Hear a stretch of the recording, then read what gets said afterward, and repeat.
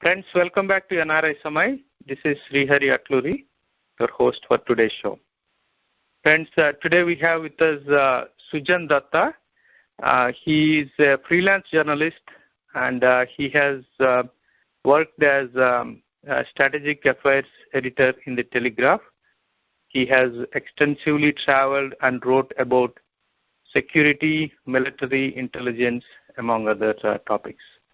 Today we are going to talk about the recent tension between India and China, especially about Arunachal Pradesh amid Dalai Lama's travel there.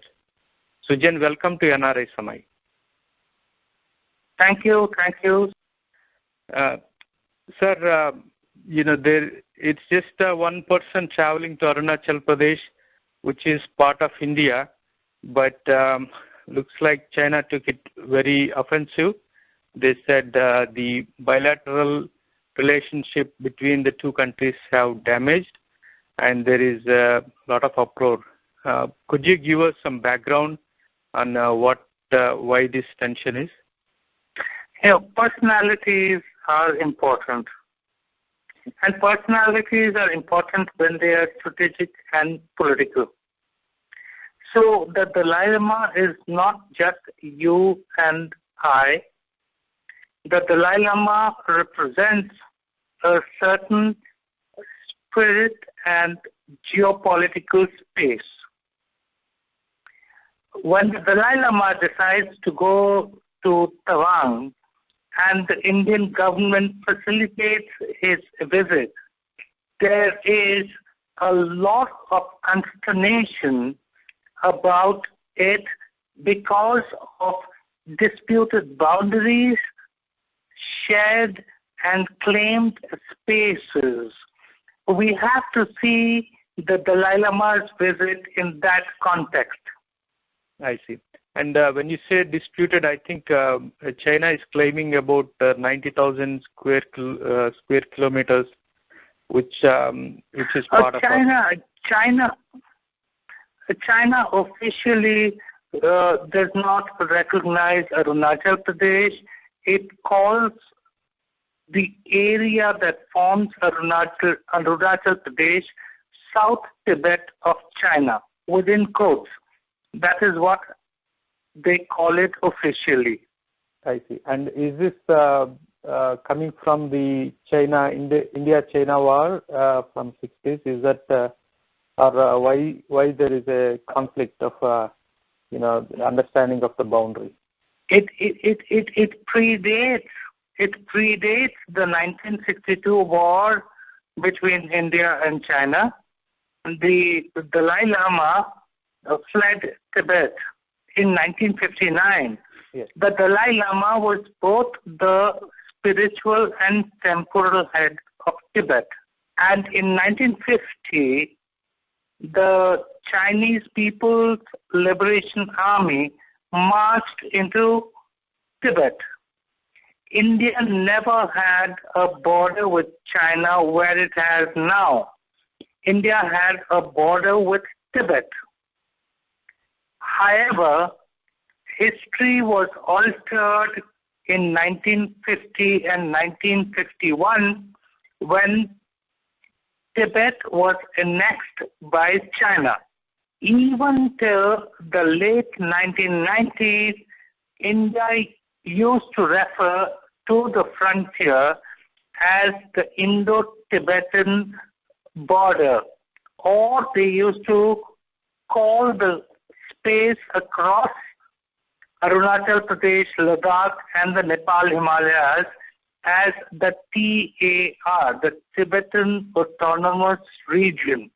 But now India has accepted the principle of a one China country.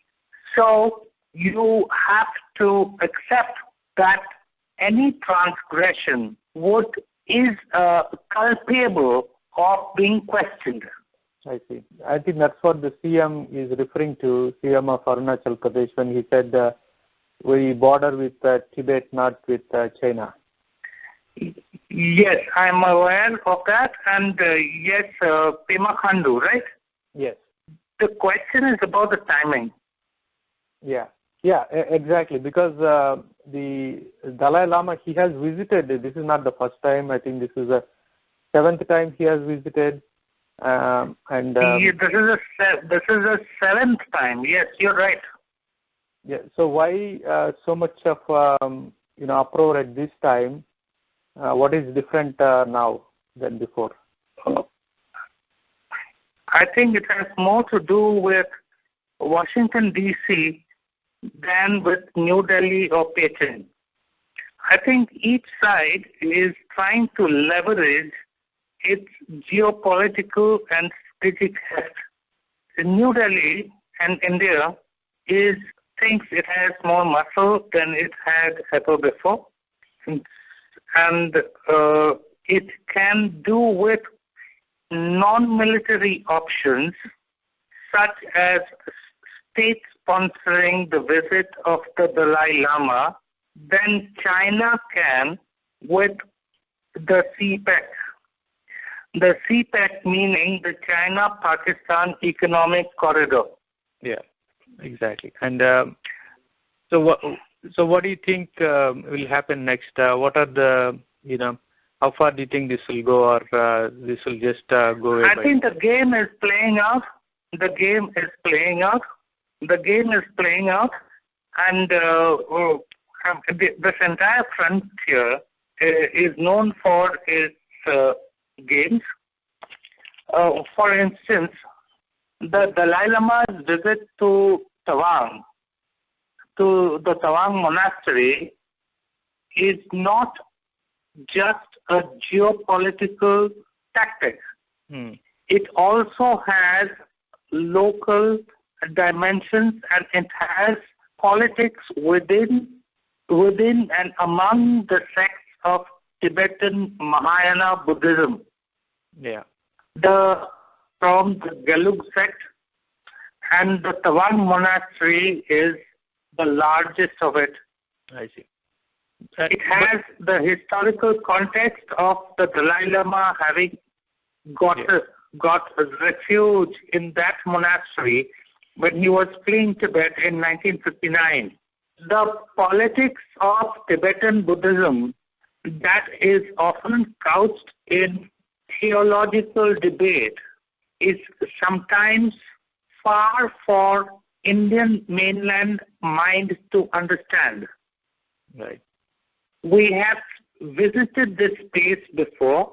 For example, in the 1980s, in Rumtek Monastery which is in Sikkim, we had the controversy over who was going to head the Black Hat sect, which was basically called the Karma Kagyu, and who would be its Karmapa. That's the Tibetan word for it, the Tibetan phrase for it.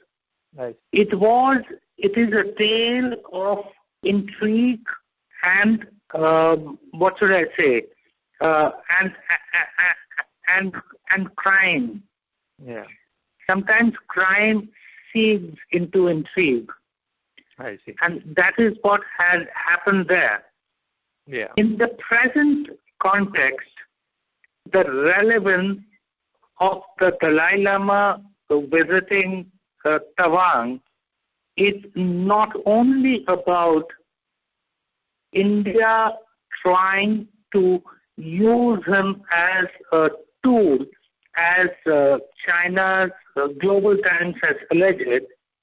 It is also about the Dalai Lama trying to resolve differences in his own sect of Tibetan Mahayana Buddhism, the Gelugpa.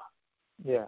However, things fructify when divergent ideas converge, and it is possible that the idea of New Delhi deciding to be offensive with China in a non-military way, and the idea of the Dalai Lama to resolve differences within his own sect have converged, and that is happening as of this evening and tomorrow morning. He crossed the Sela Pass this afternoon.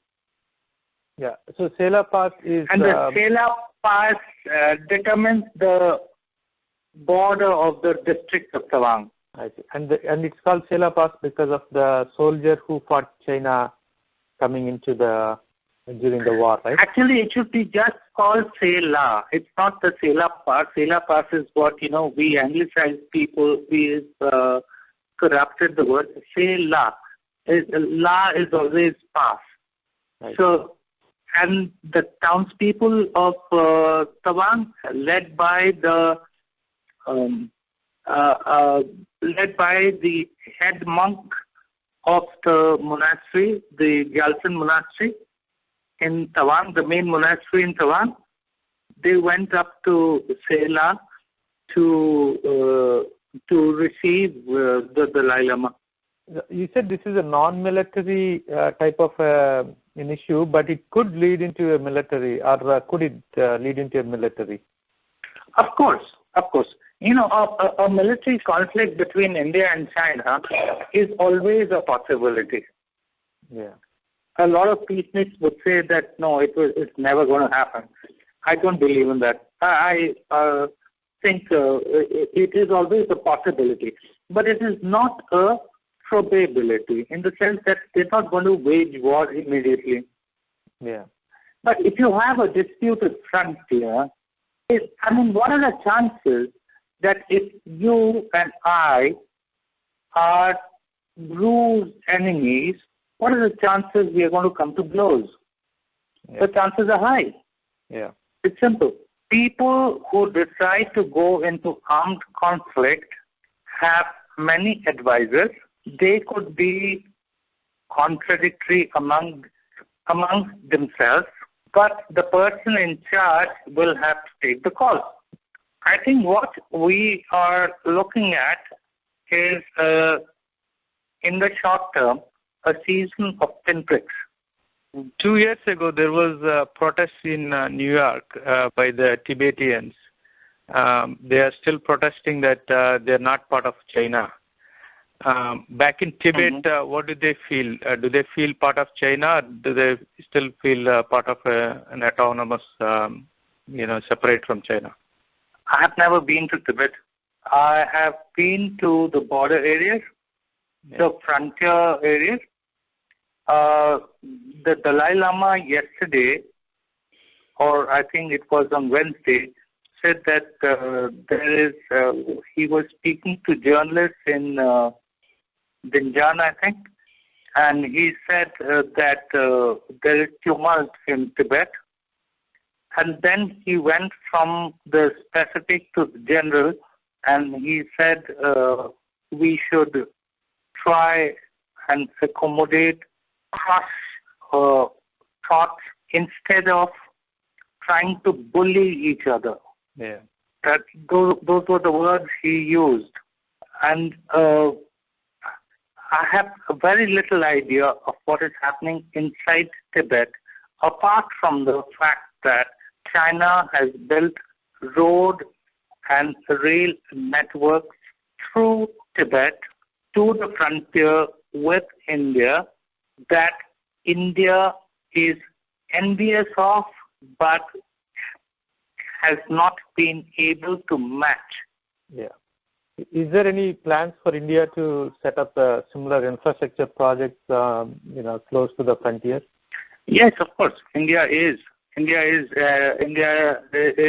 building a lot of roads. Let me say, for example, I think on Sunday or Monday, Prime Minister Modi inaugurated this tunnel. Yeah. And that tunnel is the longest tunnel in the subcontinent. Yeah. And he will, without saying so, he drove halfway down the tunnel. Yeah. That tunnel can facilitate easier and faster movement of the military. Yeah. There is something similar coming up in Arunachal in the east. Okay. This tunnel was in the west.